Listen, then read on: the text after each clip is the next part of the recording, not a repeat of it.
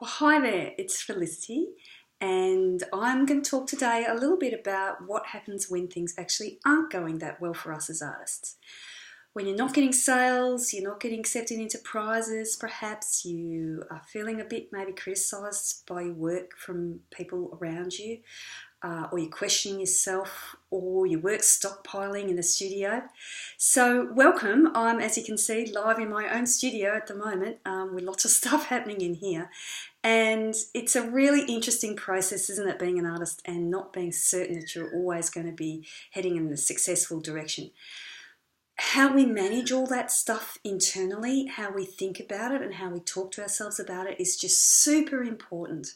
So I want to talk about something today called resilience.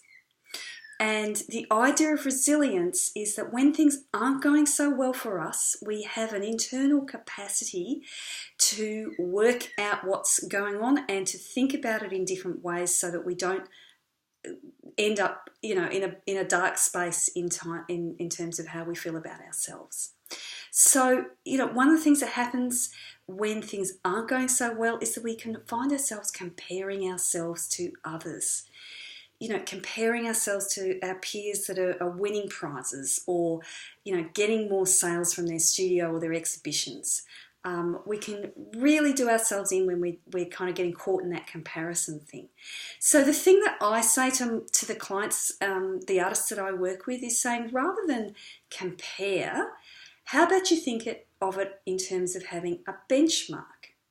So a benchmark might be someone that you do feel is a little further ahead of you down the track and where you'd really like to be.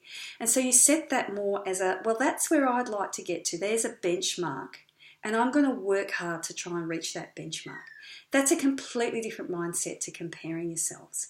And that sort of mindset is a much more resilient mindset to have. Okay, so the other thing I think to talk about is what's the story you're telling yourself when you're not having success?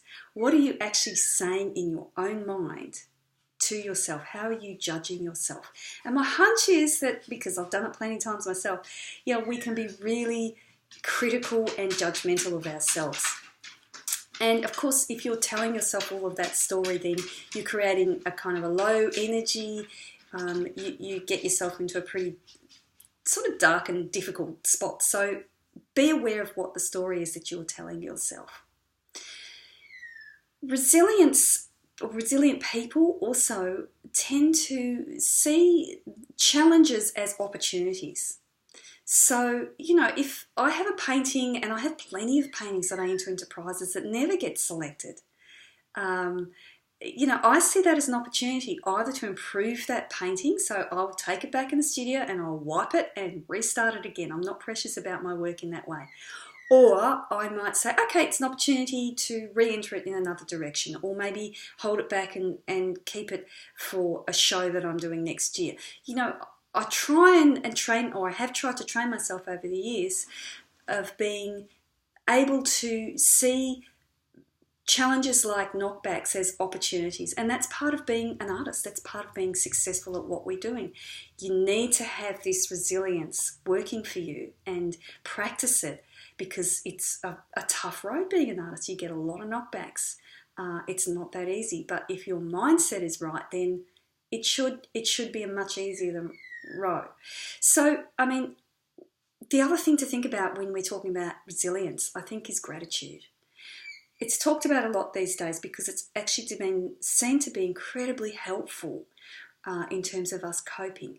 So, again, the thing I talk to my clients about is, are you looking at the absence of what you haven't got versus what you have got? If you are, then that might be looking a bit unbalanced. If I keep focusing on what I haven't got, I create a mindset of lack, of disappointment, of even depression and anxiety. If I practice some gratitude in really being in tune with all the wonderful opportunities and support that I do have, the creativity that I'm being born with, my ability to try and express that creativity, the supportive people I do have, and I start practicing some gratitude around that, I'm much more likely to be building my resilience. So when things aren't flowing, when the sales aren't happening, when I'm not feeling particularly, happy about what I'm producing, I'm less likely to trip myself up and much more likely to feel, well, I'm just going to pick up and keep going on with this thing called being creative, which I was born with and I have to do. Whether I like it or not, that's just me. I am creative, have to do it. So there's some little tips and thoughts about resilience. And resilience, as I've just said, is an incredibly important thing to develop if you're going to stick to this road of being an artist like me. And I wish you all the very best with that. It's a great topic that's come up recently around, how do we talk about the lack of success versus all the successes. So I'm so glad to be able to throw something of my thoughts in with that. And I hope in some way that might have been helpful for you. And I look forward to hearing from you again soon. Bye.